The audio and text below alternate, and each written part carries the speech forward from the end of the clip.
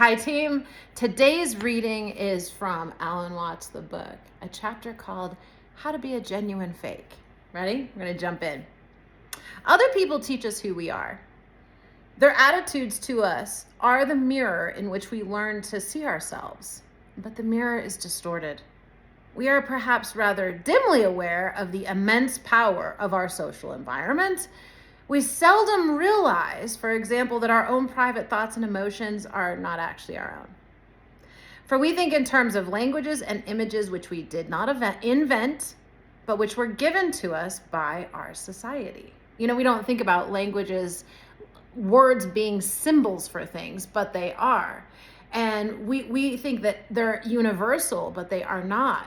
Some people learn that the word love means something very different than other people, depending on their home environment. You can learn the word love for something that feels like hate. So the word is just a symbol for something that we experience in the world, and depending on our own experiences, those symbols can represent different things. And so in that way, we're sort of pre-programmed with language and images. Think of like Disney princesses in love. That's a great topic, right? We're all imprinted with this idea of what fairy tale love is supposed to look like, and we don't have the opportunity to invent our own. Maybe none of us want to do love that way, but since it's like put into us from toddlers watching Disney, how would we ever have another concept for something that could be a fairy tale love for us? That's kind of what this is like pointing at for us. We copy emotional reactions from our parents, learning from them that excrement is supposed to have a disgusting smell and vomiting is supposed to be an unpleasant situation. The dread of death is also learned from their anxieties about sickness and from their attitudes to funerals and corpses. Our social environment has this power just because we do not exist apart from a society. We can't as humans. Society is our extended mind and body. Yet the very society from which the individual is inseparable is using its whole irresistible force to persuade the individual that he is indeed separate. Society as we now know it is therefore playing a game with self-contradictory rules. Just because we do not exist apart from the community is able to convince us that we do, that each one of us is an independent source of action with a mind of its own. The more successfully the community implants this feeling, the more trouble it has in getting the individual to cooperate, with the result that children raised in such an environment are almost permanently confused. Right? You're always being told to act independently, but follow the rules. Do what we tell you, but do your own thing. Follow your heart, but also follow this book. This state of affairs is known technically as the double bind. A person is put in a double bind by a command or request which contains a concealed contradiction. Stop being self-conscious. Try to relax. Or the famous prosecuting attorney's question to the man accused of cruelty to his wife: have you stopped beating your wife yet? Answer yes or no, right? It's an incriminating question just by the way it's generated. So a double bind, like stop being self-conscious. As if you could stop it, and if someone calls it out, it's just going to make you more self-conscious. That's actually like counterproductive, right? Try to relax. Like that's not a thing, right? That's a double bind. You have to force yourself to not force. Like it's so he's giving you examples of where we have these ideas of things to do or say that are actually completely opposing, conflicting messages, but because all of society accepts them as not opposing, everyone gets in line, but it just wackadoodles our brain, like it scrambles us and our ability to create and understand how to move about the world, because we're told to do this but not do it but not do it. And so we all have all these fears to do it, and we have all these fears to not do it, right? It's just really spinning our energy. It's very hard to get it in one focused stream when you're put in all these double binds. This is a damned if you do and damned if you don't situation which arises constantly in human and specifically family relations. A wife complains to her husband, "Do you realize that since we were married 2 years ago, you haven't once taken me to the movies? It wasn't that way when you were courting. I think you're beginning to take me for granted." And by the way, I would just like to point out that this is a conversation in almost every single relationship. Still now to this day, I've got to say, I haven't had this conversation with my current husband, but every single other person I dated, and I had 8 long-term serious relationships before this. I was single till I was 40, right? So had this argument in it. And it's in a book from the 60s written by Alan Watts. So I would just like to say how depressing it is that we are still facing this same issue, right? Like everybody has this conversation, right? So what does he have to say about it? When the penitent husband returns from work the following evening, he says, "Darling, what about going to the movies after dinner?"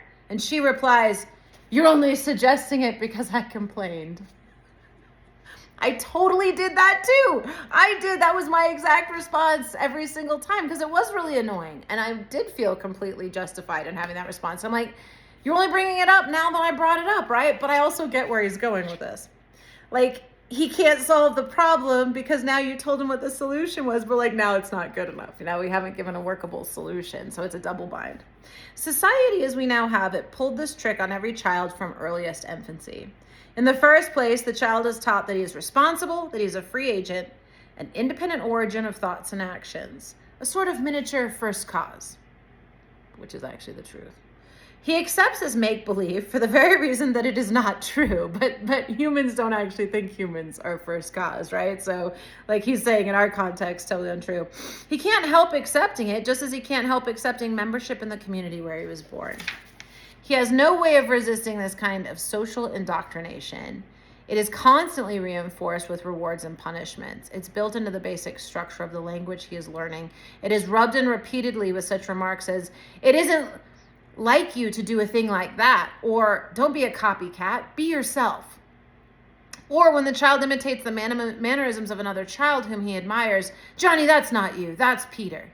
The innocent victim of this indoctrination cannot understand the paradox. He is being told that he must be free. An irresistible pressure is being put on him to make believe that no such pressure exists. How crazy is that, right? We're told we're free, but yet we're being forced to do everything. Forced to get the job that's 8 to 5, forced to get the mortgage and have the kids and wait to have sex till you get married and do all these things, all these contexts that we're told are going to bring us something. And then if they don't make us feel free, we're not allowed to talk about it because everybody's just saying they do. And then we just keep teaching our kids. Like it's absolutely ridiculous. Either you're free or not. Like it's not in between. So the community of which he is necessarily a dependent member defines him as an independent member. In the second place, he is thereupon commanded as a free agent to do things which will be acceptable only if done voluntarily. "You really ought to love us," say parents, aunts, uncles, brothers, and sisters. All nice children love their families. "And do things for them without having to be asked." Such manipulation. In other words, we demand that you love us because you want to and not because we say you ought to. Part of this nonsense is due to the fact that we confuse the must expressing a condition, to be human you must have a head, with the must expressing a command, you must put away your toys. No one makes an effort to have a head, and yet parents insist that to be healthy, a child must have regular bowel movements, or that he must try to go to sleep, or that he must make an effort to pay attention, as if these goals were simply to be achieved by muscular exertion. Children are in no position to see the contradiction in these demands, and even if some prodigy were to point them out, he would be told summarily to not answer back, right? Don't question your betters. We're still doing that. Even though Jesus said, be like the little children, which is like, ask more questions, maybe, play a little more. Maybe God put you here to have fun and explore and discover, not sit there and, submit and be perfectly behaved. Like that's a human command, not a godly command.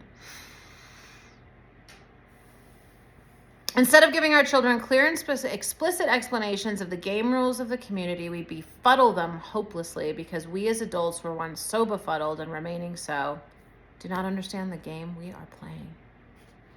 Bada bing, bada boom. He can just nail it. This is a huge part of our identity crisis in this country, are these double binds we put people in, that it's like, you're free, but do what I tell you. Pick a lane, especially parents, right? Just own it. Do what I tell you. And then when you leave this house, you're going to do what everyone else tells you. But don't get upset, parents, when your kids go do what everyone tells them because you demanded they do what you told them. Or, right, teach freedom and they're really independent agents. And while, yes, you have to work together and you have to keep them safe and keep them eating and such things, there's a negotiation and an understanding of their own power and freedom. And you don't get to say they can't be like that person or they need to think this way or believe that. You cultivate a space for them to grow and create and evolve organically while you just have some, guardrails and safety and feed and water and allow the space for them to grow like I would in my garden for a little seed that's planted. So, but unfortunately we get our identities all wrapped up in our kiddos, right? So that's where all this comes from. And if we don't get above it and really take our opportunity to look and dig into it, we are going to replicate what our parents did to us. If you don't interrupt the cycle, then it's going to continue. And I've watched it all across my family. And I've worked hard to interrupt the cycle. And I think I could now, but now I'm too old to have kids. So it goes, right? I'll put my energy into other things. But at the same time, like we have to work hard to get aware of these double binds we're putting people in and be like, no, we're a community. You're not an individual. Like we're all working together to have a society, whether it's on the road, whether it's at school, whether it's at work. And how are we going to engage and work together? And we aren't always free agents, but there's an element of freedom. And what does freedom look like? Where we all are free agents, but creating a healthy community together and having those conversations. So anyway, with that, I think that got long enough. I love you. That's the reading of the day.